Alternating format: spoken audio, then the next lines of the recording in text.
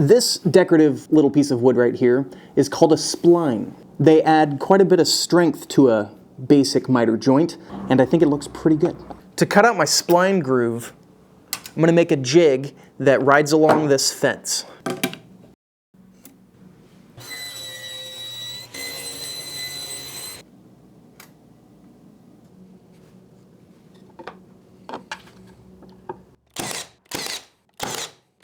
The first part of this jig needs to be assembled tight enough that there's no wiggle side to side, but loose enough that it can slide freely down the fence.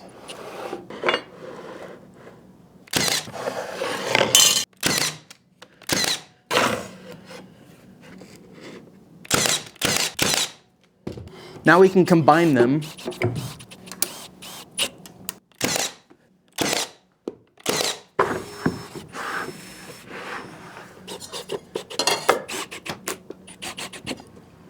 Now I can clamp down my workpiece. I need to change out my blade so that it's a nice full kerf, like I've got on this rip blade right here. That way the cut has a nice flat bottom. Adjust the depth. I'm going to lock it down so the blade doesn't wander on me, and push it through the blade.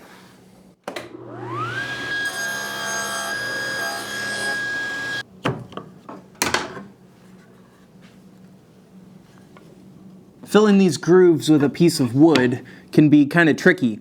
It's easy to make it too loose, so take your time and dial in the fit so that it's nice and snug. It'll be stronger that way, and it'll look better that way. So I always start slightly too big and dial it in from there. It's a pretty good idea to use a feather board for this cut. Just make sure it's behind the blade so you don't have kickback issues.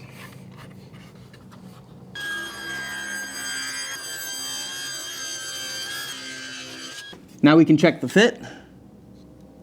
Not quite. Nudging the fence over just a hair.